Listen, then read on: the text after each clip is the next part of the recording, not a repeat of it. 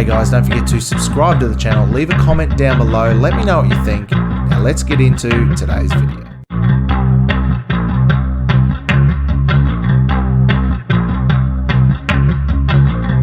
Hey guys, welcome to another episode of Crossing the Line, and we're going to get into today's top story straight away here.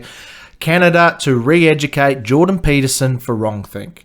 Now, I know what you're saying, I know what you're thinking. Trudeau wouldn't do that, would he? Canada wouldn't do that. Canada's a free country, just like Australia, just like America, just like a lot of the free world that we hold so highly in regards. But no, they are trying to take away Jordan Peterson's practitioner's license as a psychiatrist because he thinks the wrong things and because he mainly tweets the wrong things and hangs out with the wrong kind of people. Now, if you don't know who Jordan Peterson is, I'm not going to get into that today. I don't know where the fuck you've been living, under a rock. Maybe in Canada, where they censor information, or North Korea. They're pretty much the same place at the moment. Now, at least in Canada, there's fat people. In North Korea, I don't think there's many fat people unless they're the dictator themselves. But anyway, Jordan B. Peterson is in hot water again for speaking his mind and even retweeting another Canadian politician.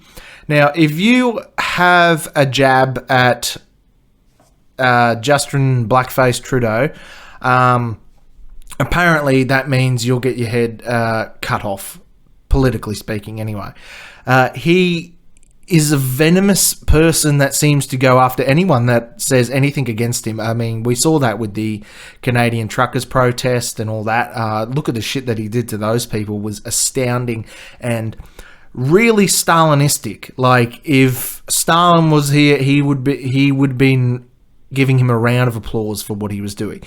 Now, maybe it's part of who Justin Trudeau is probably related to, but we'll just leave that as conspiracy theory, shall we?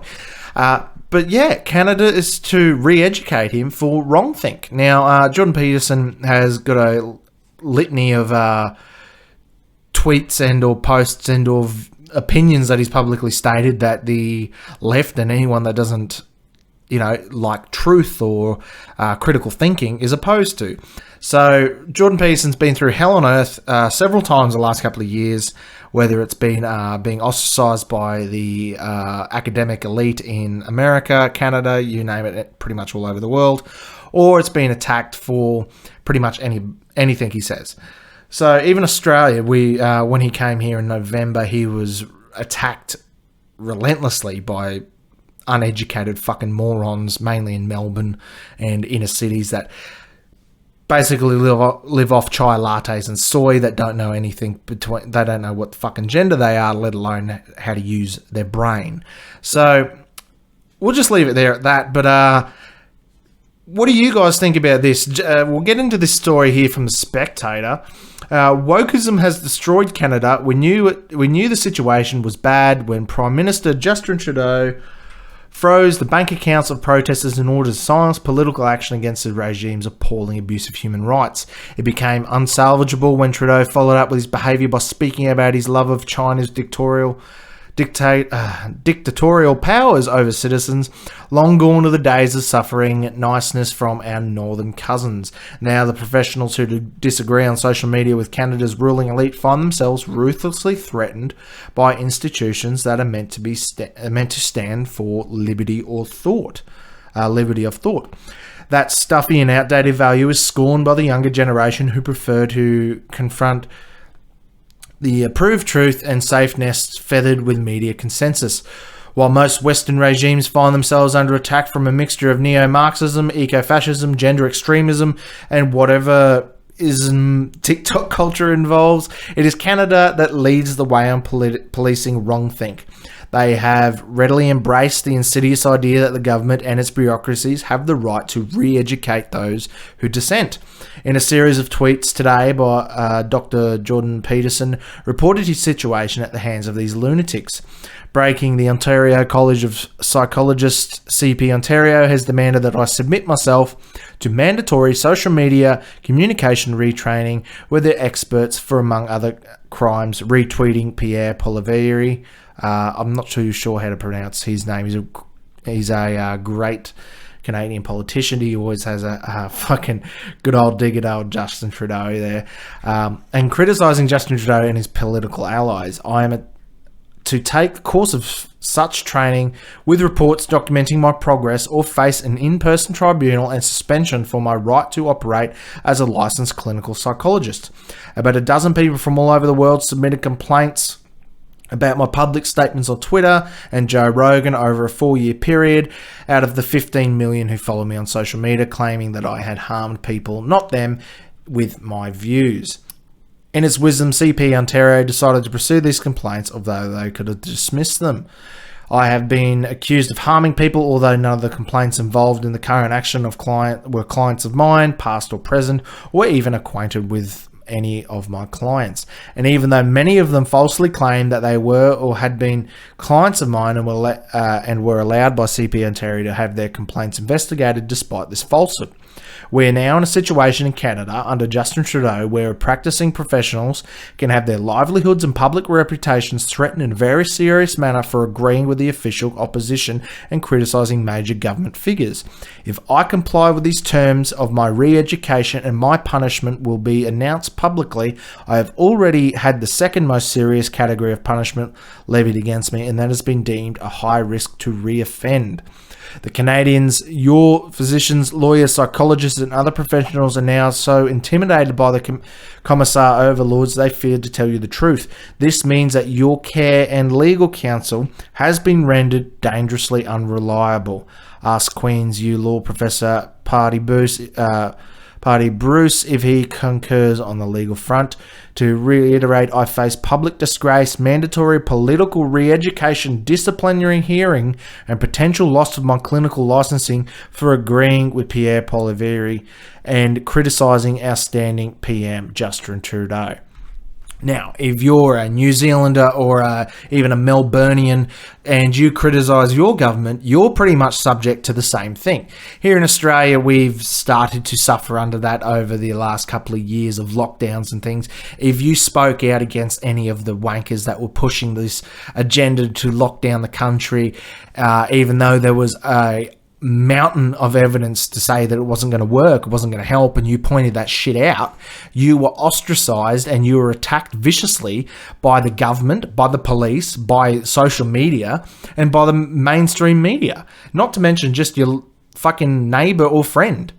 This is where Canada, Australia, New Zealand, England, and America are all headed. The Scandinavian countries are probably already there. It's probably a bit too late for them. So, what do you do if you're in Canada? I don't know. You follow it up right to these people that are attacking Jordan Peterson. Condemn them for what they are doing. Condemn Justin Trudeau for what they are doing publicly. I mean, it's the amount of quiet people that agree with everything I'm saying and agree with what you're thinking and all that shit and agree with Jordan Peterson that just don't say anything and don't do anything about it is massive. The amount of people that don't do anything about it because they just think, oh, well, it's not my problem. But you agree with what we're talking about. It is your problem. It's going to be your problem. It's massively your problem already. You just don't realise. Now, if you're watching this kind of content and you listen to Jordan Peterson, you read his book, if you follow anyone like what I'm trying to do here, like with Tim Cast, Joe Rogan or anything like that, I'm sure you guys already know what state of the world we're in and what we're moving towards. But if you have friends and family that just don't get it and just fob it off, I know in Australia is basically she'll be right mate attitude, and that's what's getting us into this Orwellian nightmare that we're headed towards. It's not even headed towards anymore. I think we're honestly there. I mean, if they're silencing an insanely intelligent, well thought out person who's got every degree that you could ever possibly want, like Jordan Peterson, and someone who's as well read and as intelligent as he is, and they're just fobbing him off as a crazy person because he just says things that you don't agree with. Where are we? And where are we going with this whole fucking shit show? I mean, You read some of the tweets here that they've cited that which are deemed so inappropriate. Here's one here. He's retweeted Ben Shapiro about the masks. Here he is, Pierre Poilievre. Enough. COVID mandates. Drop the damn mask. The idiot rules. Get on with life today. I mean, you can just see, and that was 2022, mind you. It's not 2019, 2020. It's 2022. So the information's been well out there. Who called someone a prick, and this is what they're trying to take his license and shit away from him for, and stop the puppet. This Justin Trudeau. This is what it is. This is what the issue is. If you attack anyone like Justin Trudeau or Jacinda Ardern or fucking Dan Andrews, even Biden to an extent, you're viciously attacked. If you say anything against these kind of people from the World Economic Forum or even Greta Thunberg, look what happened to Andrew Tate as soon as he attacked Greta Thunberg or even had a snide comment at her. He was arrested. I mean, what are the reasons, fucking human trafficking, whatever the fuck ends up happening with that, we will see. But it just shows anyone who sticks their head above the designated line gets it cut off immediately. It's tall poppy syndrome here in Australia is massive, and England's the same. Canada's probably a lot the same with tall poppy syndrome. But now it's if you put your head above the thing and say what we're all thinking, and everyone says, "Shut the fuck up! What are you doing? Don't draw attention to us. Shh, quiet, shush." The people who agree with you drag you down as well. So that's why it's so easy to get people like Jordan Peterson cancelled and shit these days. I mean, if you're a intelligent, well thought out person, you have an idea or you have a topic you want to approach and you say the wrong thing about it, how they tear you down and destroy you and delete you like you never existed. Not only that, they're in Canada, they're arresting people for saying the wrong thing and offending people. In England, Scotland's terrible for it. If you offend someone, you can be arrested. Where's this coming from? Like, who wants this? No one seems to want this besides a small minority of leftist insane people, and then the people who are in power that just want control. Because the majority of people don't want you to be arrested for offending someone, do they? Do you? I don't know anyone that wants police out there beating people up and pepper spraying them and tying them up and throwing them in the back of a paddy wagon because they said something on Facebook or Twitter. I mean, we have a common issue here that everyone should be riled up about, but is just an astounding silence.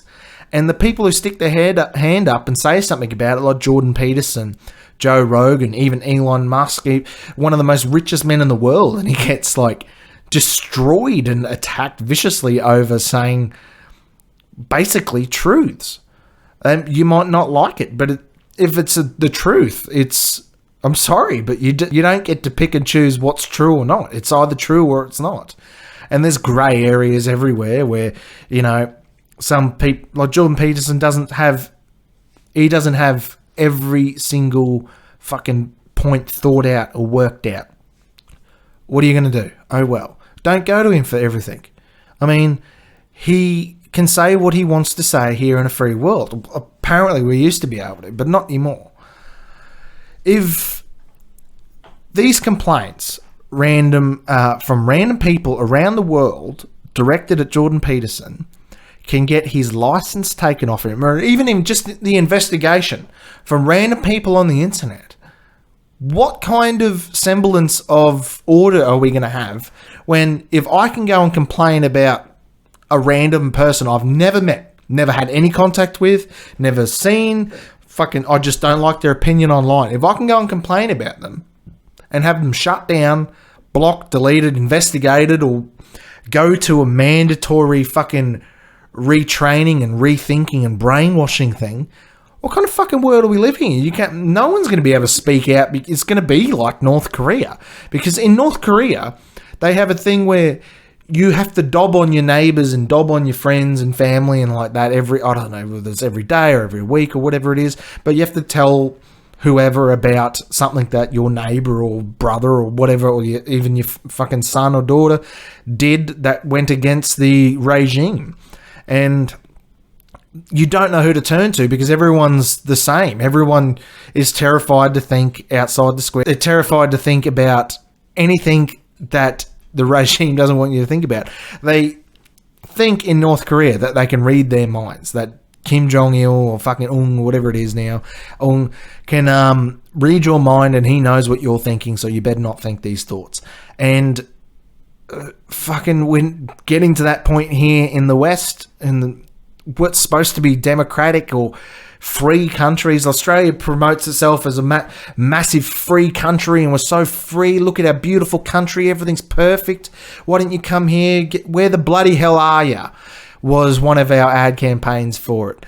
Come to Australia and see, tourism and see the Great Barrier Reef and all this shit.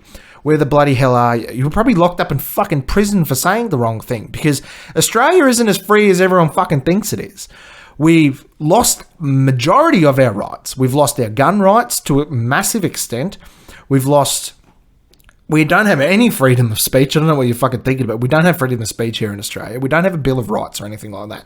And at least anything that's taken seriously, like they do in the US.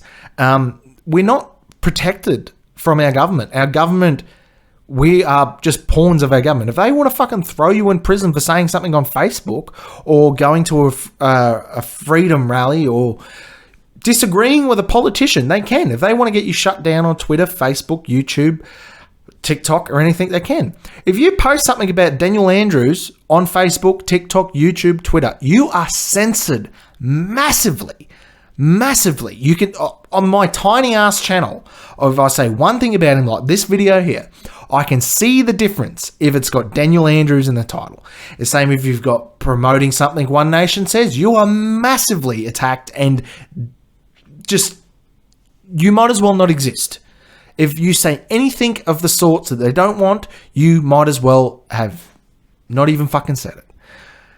And they're able to do this to someone like Jordan Peterson, someone like Elon Musk, someone like Joe Rogan, someone like Tim Pool. So if you're Gad Sad, if you're able to do it to like Brett Weinstein, someone like that, if you can do it to those people, imagine the millions, if hundreds of thousands even, just say hundreds of thousands of people around the world that have said something or thought something or put out some sort of tweet or whatever has been deleted or taken down or blocked or banned or shadow banned.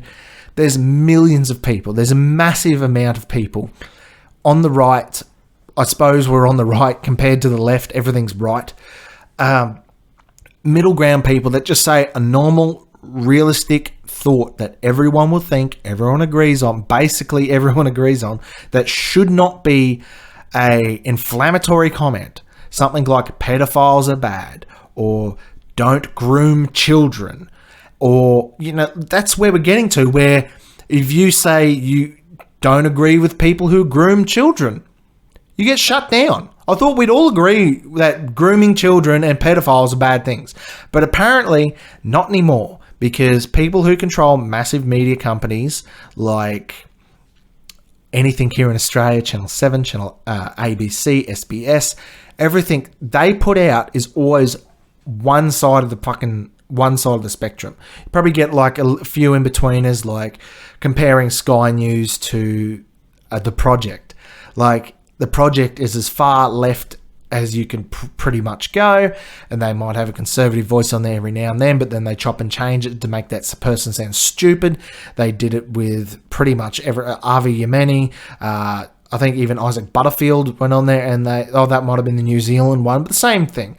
They chop and change what you say to make you sound stupid, make it look like they won the argument, even though they didn't. And you can compare that something to like Sky News, where they probably kind of do the same fucking thing, but I think Sky News is probably a lot more honest. But even then, they have their leftist fucking agenda on shit on there as well. They're not right wing compared to like fucking just about anything.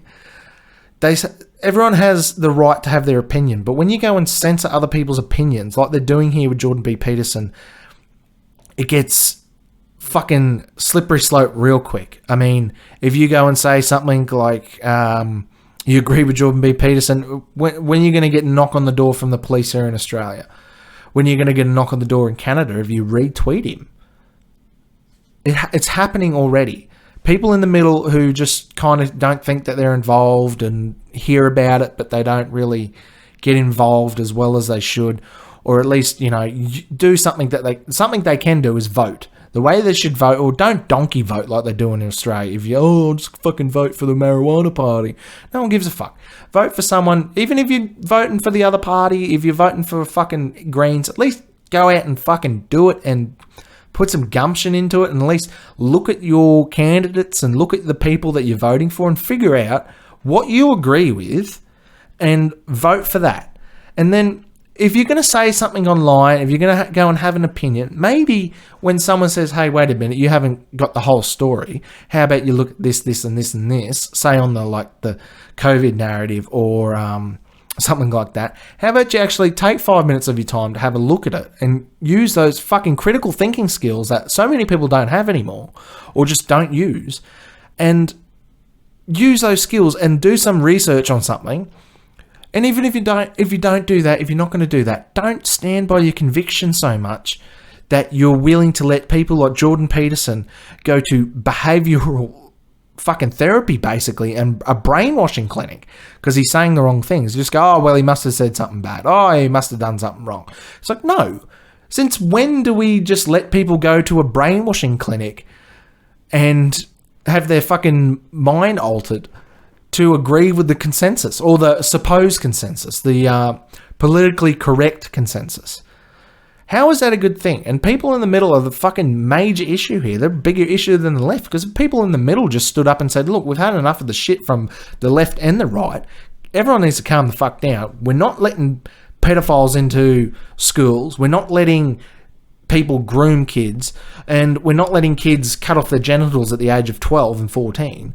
And we want freedom of speech, and we want people to be able to say those things, and we don't want the government interfering with what we have to say online or even offline. If the middle ground people stood up and did something about that, we wouldn't have this issue.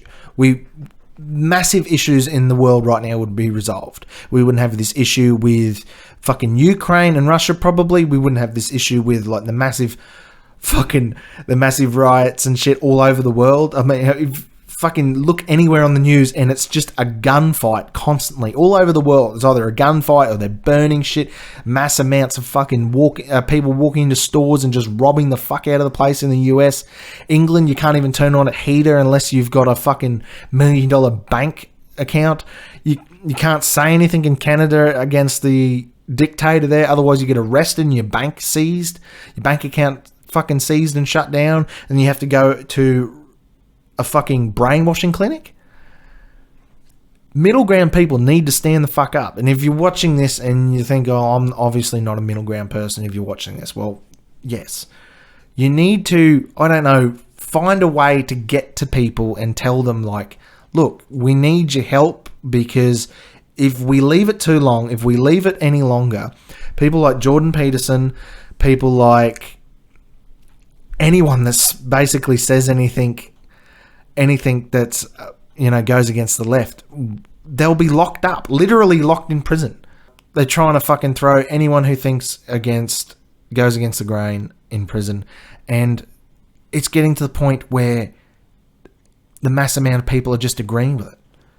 The middle ground people just go, oh yeah, well, they must have just done something. Then if you're actively ignorant on topics like this, either shut the fuck up, don't vote at all. You should have your vote. You should not be allowed to vote unless you know who you're voting for, why you're voting, and you can state why. Fucking do an IQ test. I don't care. You need to be involved. If they're in the middle, they need to be involved. They can't just sit on the sidelines anymore, because they're attacking our freedom of speech, our freedom of thought. If you can't think things,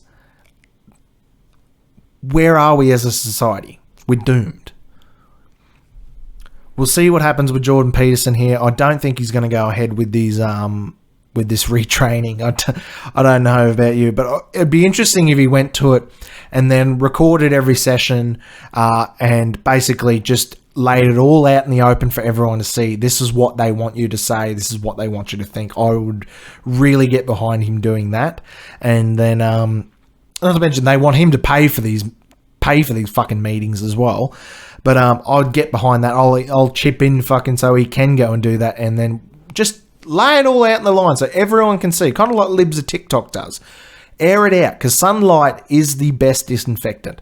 Air it all out, put it in the sun so everyone can see it. Because every time they do that with something, whether it's got to do with the Twitter files, or it's got to do with things like Libs of TikTok are putting out there, or, fucking anything that is dark, disgusting, and evil, as soon as it's put into the light, everyone sees it for what it is. All the little bullshit lies they say about it disappear as soon as it's all aired out and it's in the light. And we've got a fun story here today. Waffle House Wendy is the new hero we need. We didn't know we needed a new feminine hero, but we've got one now. We're hoping that Marvel and DC, somewhere along those lines, picks her up as a new character, and we get a whole Marvel universe with Waffle House Wendy. Now, there was a viral video going around on TikTok and Twitter of Waffle House Wendy here dealing with some disgruntled customers. If you remember the old Vine of Waffle House, those guys don't fuck around. I mean, this is the best customer service I have ever seen. She served them completely. Don't fuck with Wendy's, man. I mean, don't fuck with Waffle House. Don't fuck with Wendy's either. If you follow Wendy's on Twitter, it's a fucking riot. But don't fuck with Waffle House, apparently. Now, we need this kind of shit here in Australia.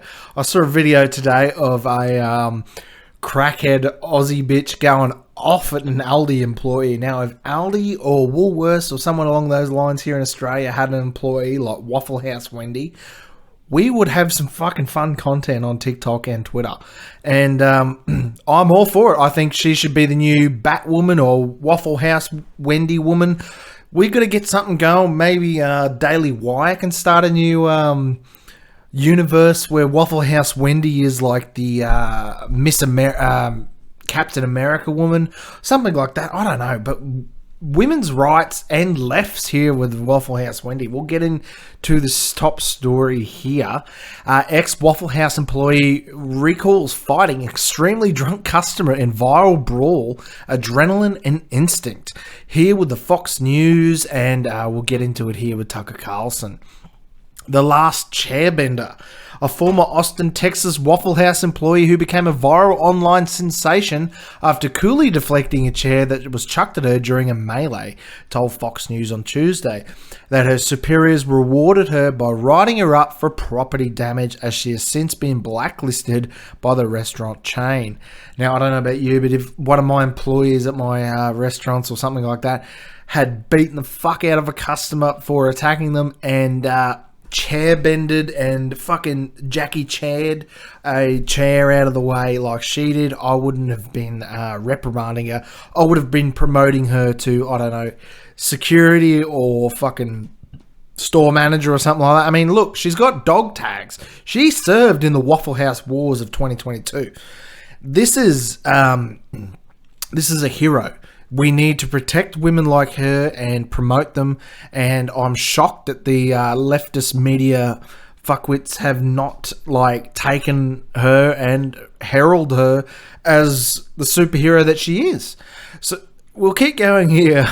Waffle House was trending on Twitter last week after a video of a female employee catching and slapping down a chair during a brawl at one of the chain's restaurants in Austin, Texas, surfaced online. Haley Booth, dubbed Waffle House Wendy for her quick reflexes and impressive deflection, spoke out on an interview with Tucker Carlson tonight, Tuesday, offering her side of what went on that night and how she was treated by the chain in the months following the incident. We'll have a quick glance at the... you can see the photo there. In the video posted online, Booth said that the brawl began in a large group, walked in and sat in a section of the restaurant that was closed off. After being told that the section was closed off, the customers continued to sit there and started demanding service, she explained. As the only cook on site that night, Booth was struggling to keep up the influx of orders coming in, she told Carlson. The group said she appeared to be extremely drunk and rowdy. Probably just usual Australian kind of fucking late night at a fucking Macca's or something like that, you know. All I know is they were extremely drunk or at least intoxicated, and it was a slow night, she recalled. I was the only cook and there was about 30 to 40 people in there that I had to cook for by myself. It was moving slow. Drunk and impatient creates a volatile situation. Booth said the girls started hollering and demanding employees take their orders. After a while, she told the customers they could leave. However, they chose not to leave, she explained, and instead demanded that she, the white girl, isn't that racist? I mean, if they'd said the black girl and she was black, wouldn't that have been fucking front page news? I mean, it kind of is front page news now. But you would have fucking heard about it. We wouldn't have stopped hearing about it if they'd said, oh, the black girl. The white girl cooked their food as the demands continued. The tensions grew with one girl wearing leopard pattern clothing, throwing silverware, kicking plates, and kicking food, Booth said. After Booth threw the sugar shaker at the woman, the customer climbed into the counter and fell onto the other side. She was then removed from the cooking area, at which point she grabbed the chair and threw it at Booth. That is when Booth calmly caught the chair with one hand, smacking it down to the ground. It all happened so fast, it was mainly a pure rush of adrenaline and instinct that had me going, Booth told Carlson. You got a tweet here from Brad Williams. The US military has branches defending our country: Army, Navy, Marines, Air Force, Waffle House employees. Is fucking completely. We'll watch a short clip here of Waffle House Wendy. Oh no! Fucking. Oh no! Oh no! Fucking pro skills. Like Dana White needs to sign her up immediately. If Dana White gave her a fucking stepping stone to launch her career from here, where would it end? I mean, she could be in the top fucking belt holders for the female division. It'd be amazing. She'd be up there with Ronda Rousey and fucking who knows. It'd be interesting anyway. Instead of applauding her composure at the moment, Booth said her boss came in to watch the security footage and wrote her up for throwing the sugar shaker, which she said amounted to destruction of property. I actually don't get any bonuses for it. The only thing I did get from the fight was a write-up for breaking the sugar shaker, you know, telling me, you know, hey, we're going to write you up for the sugar shaker, but you did a good job protecting the store, making sure that you were all right, she said. However, when Booth tried to get a job at the Waffle House restaurant in a different state, 2 months later, she was told that she'd been blacklisted from the restaurant chain, she had told Carlson. Now, I'm not surprised they had to write her up for something, generally like a slap on the wrist kind of thing. I remember we submitted footage of a fucking psychopath who tried to run over some of our row workers, and the only thing that ever ended up coming of that on my company's, my work's fucking side of it was they tried to get up the employee who nearly got run over for not wearing a helmet. So, you know, fucking think about it before you submit any of this shit to workplace health and safety or any of that, because they don't give a fuck. They will get you in trouble because they cannot get the customer or the member of the public in trouble at all. So, yeah, make sure you just fucking cover your ass before you submit any footage, eh? 2 months after the fight, my relationship was getting more serious, so I moved out of the city. They told me I'm always welcome back to the store. We know we're glad to have you back. You always have a place here. About 6 months later, when I went to apply at another Waffle House in North Carolina, I found out that it was blacklisted and on the not to hire list. Still, Booth told Tucker Carlson she did not believe the brawl had anything to do with her alleged blacklisting, but more of a if we can't have you, no one can scenario.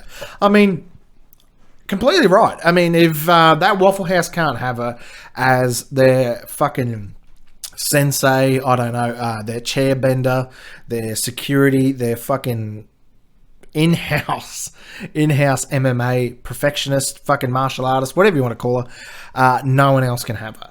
But I mean, Who the fuck hasn't wanted to beat the shit out of a customer before? If you've ever worked in a customer service role, you want to beat the shit out of like fucking probably 40% of your customers. Just being nice. During Christmas time, you want to beat the fuck out of about 80 to 90% of your customers. I don't know what it is, but the Christmas time, Christmas period, they just get fucking dumber and dumber and ruder and ruder. I know my partner, she works in retail, and the amount of stories that she comes home with from just rude Karens, fucking male Karens, or I don't know what you call them, Keiths, just rude fuckwits that don't deserve oxygen, that you really wish you could just take out the back and flog. I reckon we should give people who do any sort of customer support role, any customer service role, anything like that, except for fucking telemarketers. If you're a telemarketer, fuck you, stop calling me. Everyone except for telemarketers. If you work with customer service or something like that, you should have at least, I don't know, maybe once a day, maybe once a week even. We'll meet you in the middle. Once a week, there's at least a customer you can either punch in the face or tell to fuck off. I mean, maybe once every month you can punch a customer in the face. Once every week you can tell a customer to fuck off. Something like that. I mean, because can you imagine saving that up for the week? And it's like, all right, motherfucker, it's Friday. Whoever fucks with me today, I am going to fucking end you. Or it's the end of the month and it's like December 30th, December 31st or something like that. Oh, fucking say Christmas Eve. Christmas Eve. How many fucking people would be walking out of that store with a blood nose? And it'd be fucking hilarious. I reckon we should, like, I don't know, start a movement, put it towards Parliament. Maybe we could ask the Greens. It sounds like something they'd get behind. I mean, no, it's practical. They wouldn't get behind it. Maybe we should ask like Labor or Liberals or One Nation, fucking someone, put it to the floor, see if we can get that put out. That'd be fucking fantastic. I'd vote for it. I don't know about you, but if you'd vote for it, I think we could get something going.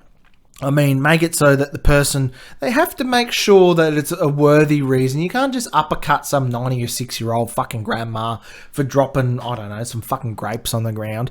I mean, grapes are deadly to old people more than anyone else. I mean, remember when I worked at Woolworths years ago, we had fucking pamphlets coming out that saying that we had to pick up all the grapes because the amount of old people that fucking slipping over and getting fucked up by grapes was worse than COVID. I mean, I would back that 100%. I think Waffle House Wendy here is a prime example of what we need to see in our stores, because the amount of rude, arrogant cunts that get around, and I don't put up for it. If I'm out in public, someone pushes in front of me or fucking says something disrespectful or just is rude to even someone else, if they're fucking rude to like someone serving them, fucking point him out. Fucking make fun of them in front of everyone. Don't just let them get away with it. Fucking point him out. Point him out to everyone in the store. Go, look at this fucking Karen. And then film it, put it up on fucking YouTube, put it up on Twitter or TikTok. Maybe it might even make it way to like Barstool Sports or something like that. It'd be fucking entertaining. That TikTok I saw today of that fucking woman in, she spat on a fucking Aldi checkout dude. Spat on him for like apparently stealing hundreds of dollars out of a wallet. Now, I don't know whether that was fucking from Ipswich or it was from fucking Sunnyvale. But that video, that just like personifies the fucking assholes that people in customer service have to deal with. And if you're in customer service and you think maybe bring this up to your boss or bring this up to your company, saying that like if you can get away with saying fuck you to a customer once a week, tell them to get fucked. That's their weekly Karen or something like that. And then kick them out of the fucking store, whatever you want to do. It's like, I'm never going to shop here again. No one gives a fuck, you bitch. If they want to kick them out of the store or something like that, give them at least one a week. I mean, come on. One a week would be good.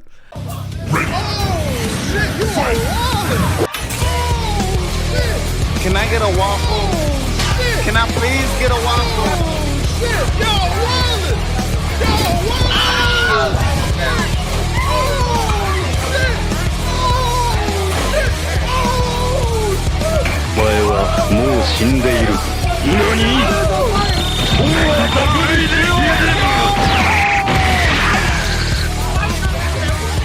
Oh my God, bro!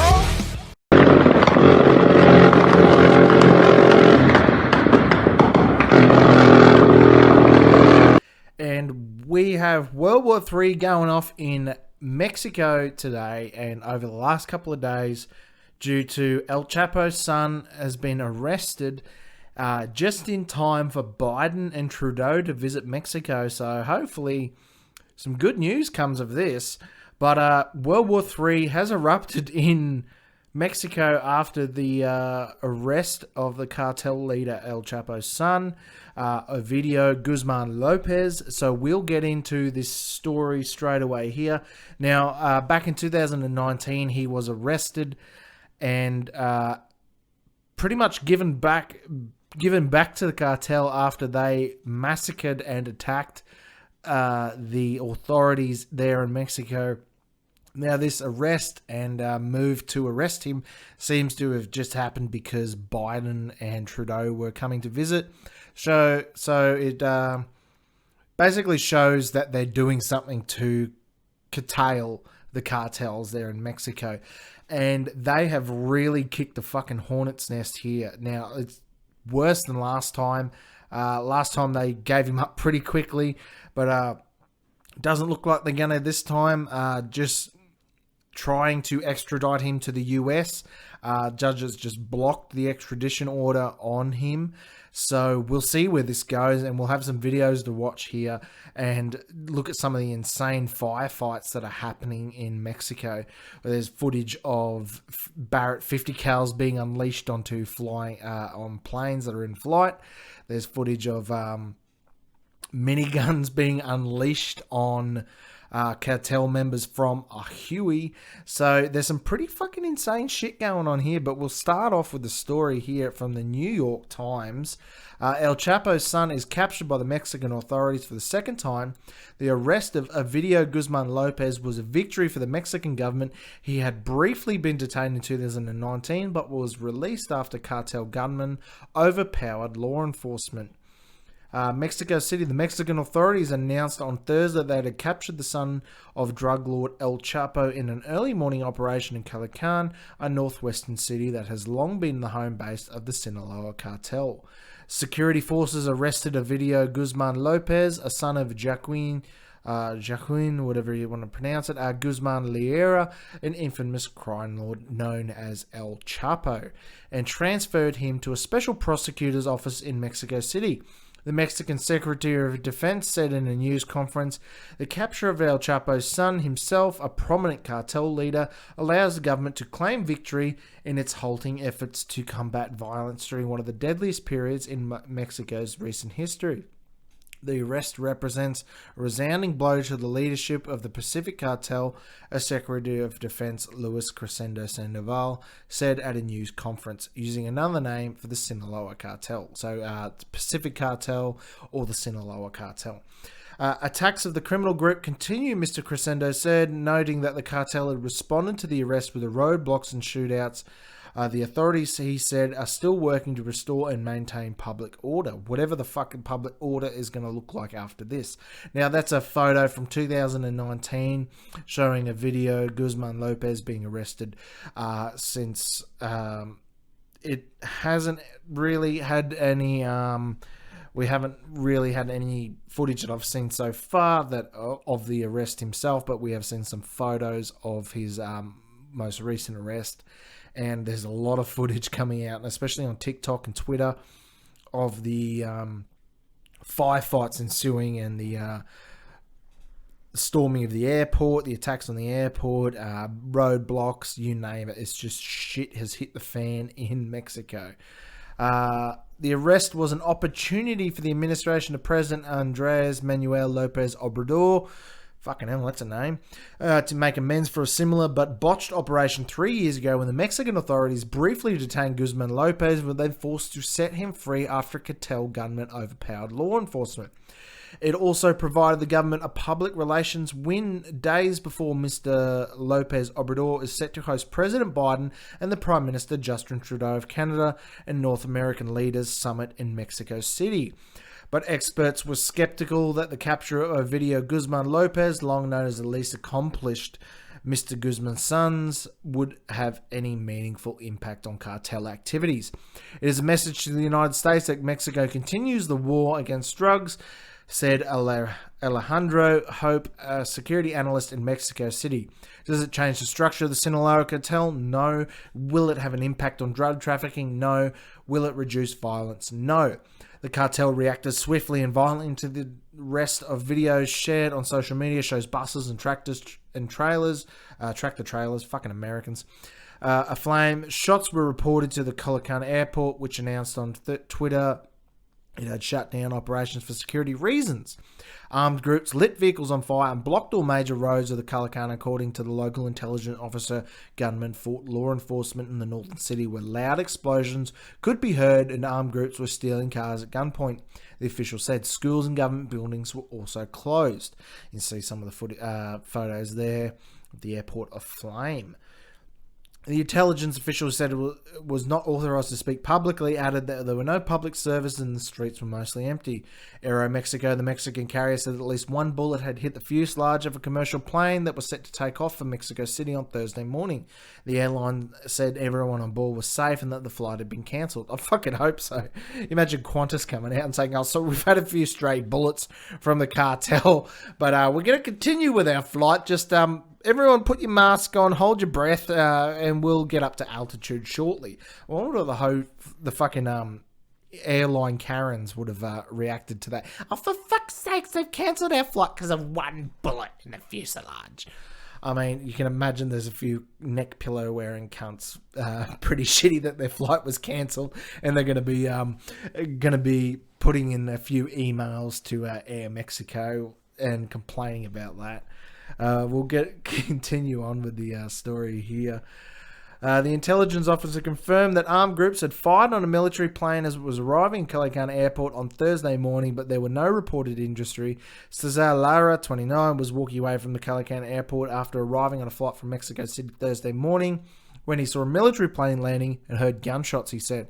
Not knowing where the gunfire was coming from, Mr. Lara ran back to the airport where he and other passengers from his flight remained stranded as of Thursday afternoon. The airport was locked down. He said no one was allowed to leave. The only thing I want is to be at home in peace and calm, Mr. Lara said. I'm fucking sure he does. I mean, he's pretty much exited the terminal and arrived in fucking Call of Duty Warzone. And some of the Mexican authorities have got some kill streak rewards happening already. Go up to Twitter here. We'll watch some of the footage here. Now, this bit of footage... No,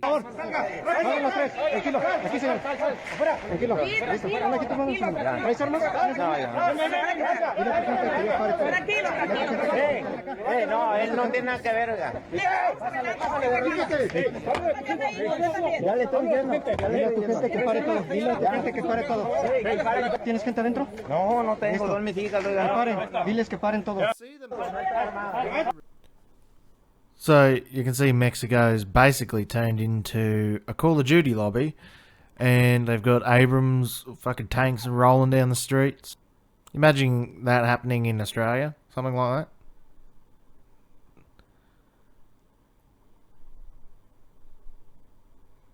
that. Have a look here at some more footage. See the cars are all shot up. Mexican military standing around. They have a lot of big, expensive fucking American trucks there, eh? And that looks like a pretty wealthy part of Mexico. I don't know where that would be, but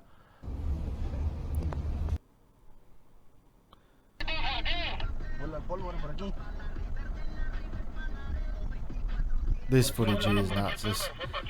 See this fucking civilian that nearly gets stuck in the middle of it.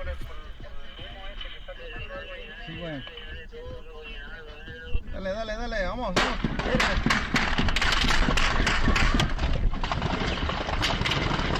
Oh mate, get me out of there.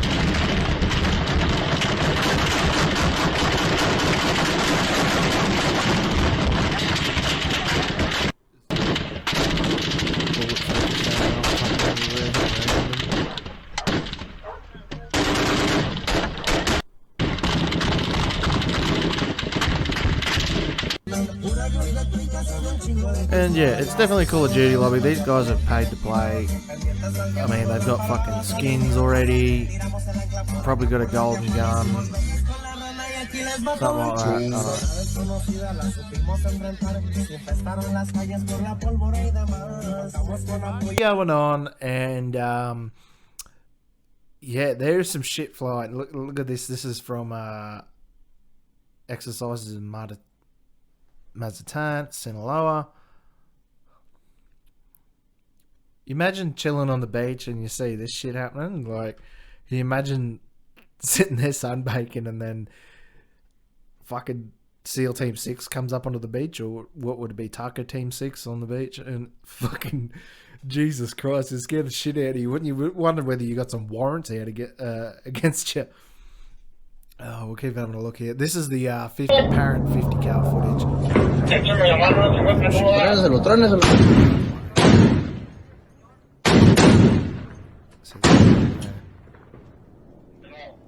Fuck.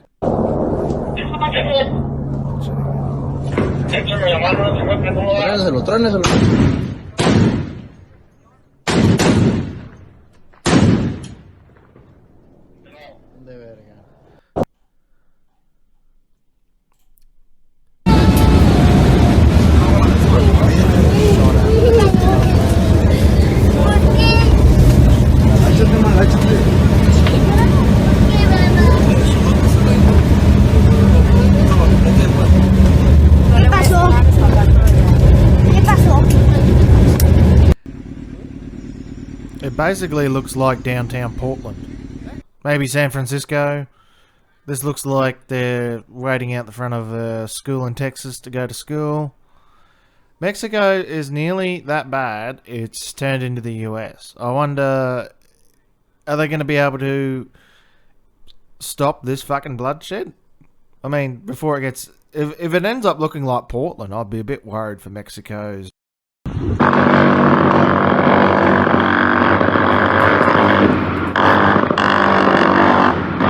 Yep, it's definitely Portland. I think it's definitely Portland now.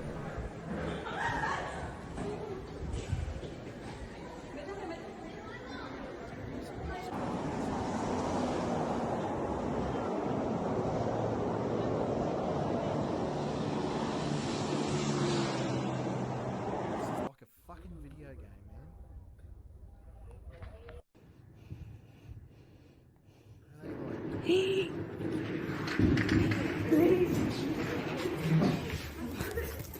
This is apparently some footage from outside prison where they busted out a few of their people that were detained or had been detained for a while.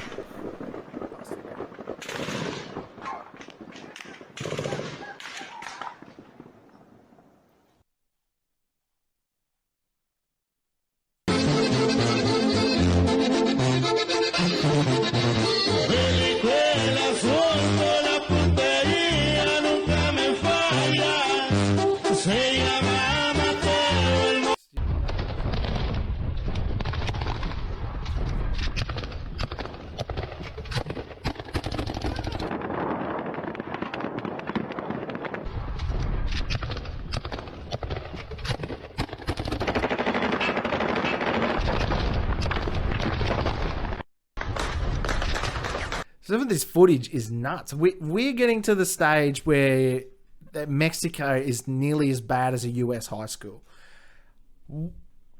What are they gonna keep him? Are they gonna hand him back over? What are we gonna do?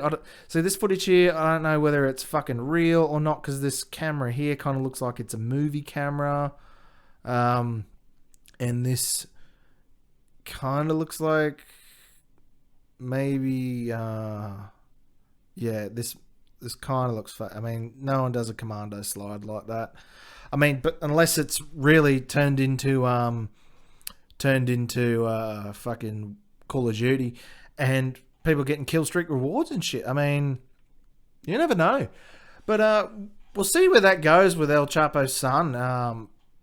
we'll see where it leads them, but we'll finish off this story here. The Guzman family has a long history of escaping capture by the Mexican authorities. El Chapo broke out of prison twice. Federal prosecutors in the US say his sons helped orchestrate the infamous escape from a maximum security detention center in 2015 through a mile-long tunnel dug in the shower of his cell. Mr.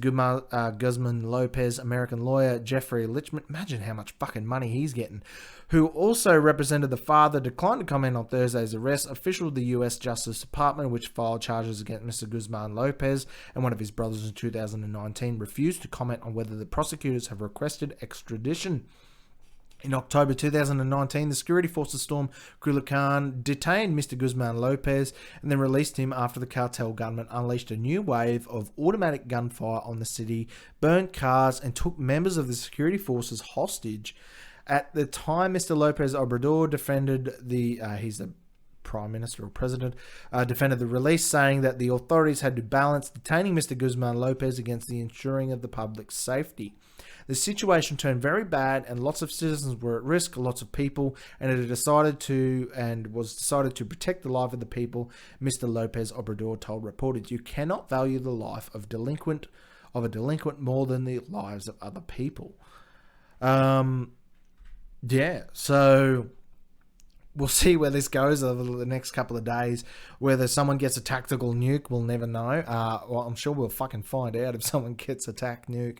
But let me know what you guys think. What should they do? And then what do you think's going to happen? And we'll see you guys in the next episode. Thanks for watching. Thanks for watching. Don't forget to share, like, and subscribe. Leave a comment down below, and I'll see you guys in the next video. Retribution!